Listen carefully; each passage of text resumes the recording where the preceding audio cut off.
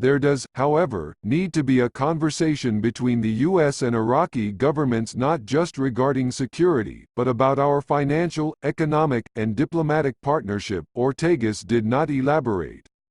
Iraq is highly dependent on Iran sanctions waivers from Washington to continue importing Iranian gas to meet electricity demands, and the U.S. has consistently used this as leverage in the past.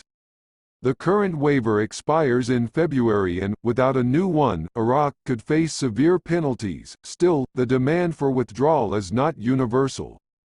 Sunni and Kurdish lawmakers oppose the parliament resolution. The Sunnis see the U.S.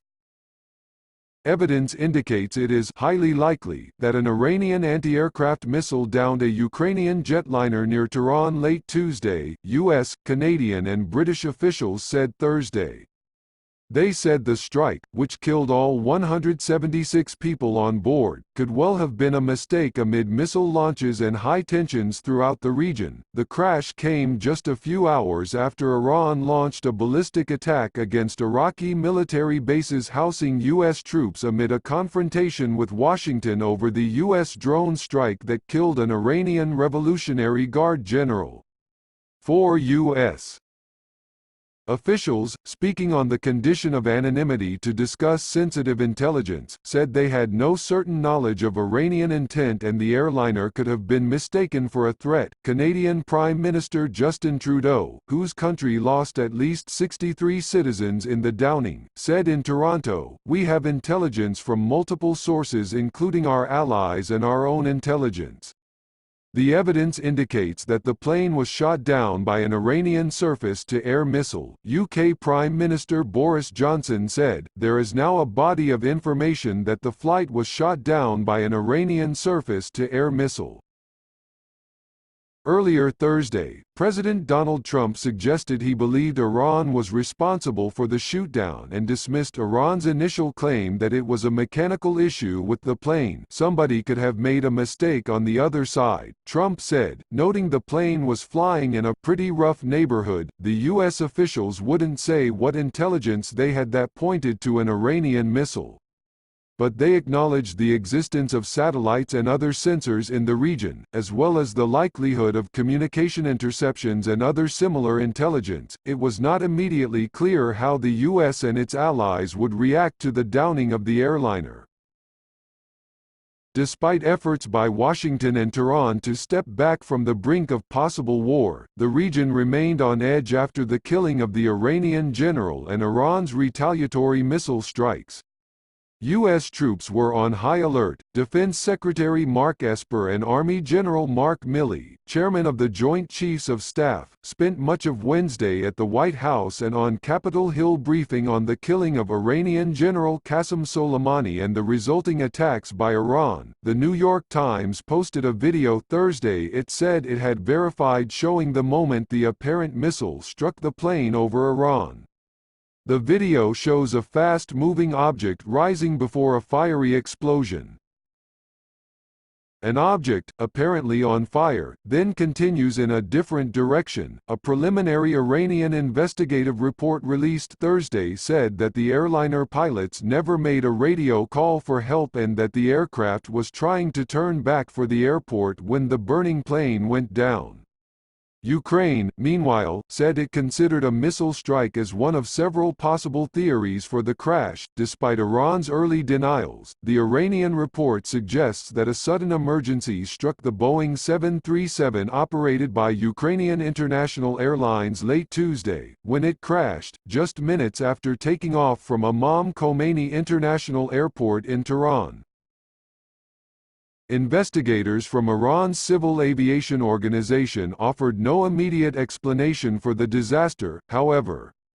Iranian officials initially blamed a technical malfunction for the crash, something backed by Ukrainian officials before they said they wouldn't speculate amid an ongoing investigation. Before the U.S. assessment, Iran's state-run IRNA news agency quoted Hassan Rezaifa, the head of the Civil Aviation Accident Investigation Commission, claiming that the topics of rocket, missile or anti-aircraft system is ruled out. The Ukrainian International Airlines took off at 6:12 a.m. Wednesday, Tehran time, after nearly an hour's delay at Tehran's Imam Khomeini Airport, the main airport for travelers in Iran. It gained altitude heading west, reaching nearly 8,000 feet, according to both the report and flight tracking data. Then something went wrong, though no radio messages were received from the pilot regarding unusual situations, the report said. In emergencies, pilots reach out to air traffic controllers to warn them and to clear the runway for their arrival, though their first priority is to keep the aircraft flying. Eyewitnesses, including the crew of another flight passing above, described seeing the plane engulfed in flames before crashing at 6:18 a.m., the report said. The crash caused a massive explosion when the plane hit the ground, likely because the aircraft had been fully loaded with fuel for the flight to Kiev, Ukraine.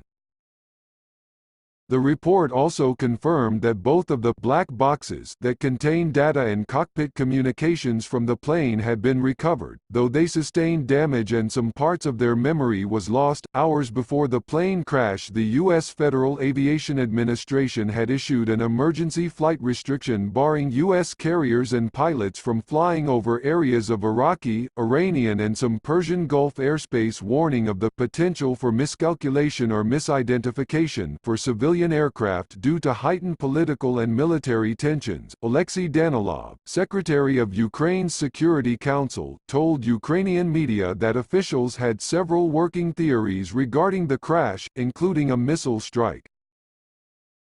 A strike by a missile, possibly a Tor missile system, is among the main theories, as information has surfaced on the internet about elements of a missile being found near the site of the crash, Danilov said. Ukrainian investigators who arrived in Iran on Thursday awaited permission from Iranian authorities to examine the crash site and look for missile fragments, Danilov said. The Tor is a Russian-made missile system.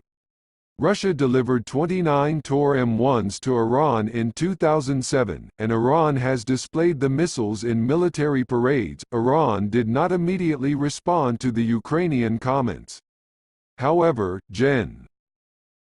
Abolfazl Shakarchi, the spokesman of the Iranian Armed Forces, denied a missile hit the airplane in a comments reported Wednesday by the semi-official Fars news agency.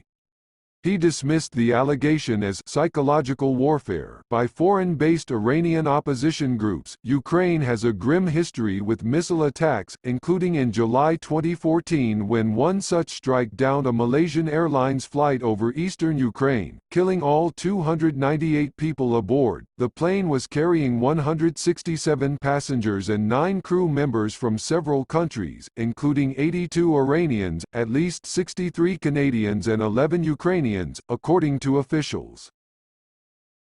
Many of the passengers were believed to be international students attending universities in Canada. They were making their way back to Toronto by way of Kiev after visiting with family during the winter break, Ukrainian President Volodymyr Zelensky said. Undoubtedly, the priority for Ukraine is to identify the causes of the plane crash. We will surely find out the truth. The crash ranked among the worst losses of life for Canadians in an aviation disaster. The flag over Parliament in Ottawa was lowered to half-staff, and Prime Minister Trudeau vowed to get to the bottom of the disaster. The U.S. Accident investigator, the National Transportation Safety Board, is talking to the State Department and the Treasury Department about traveling to Iran to inspect the U.S.-built aircraft and working with Iranian authorities despite U.S. economic sanctions against that country. Federal officials are concerned about sending employees to Iran because of the heightened tensions. Associated Press writer Rob Gillies reported from Canada.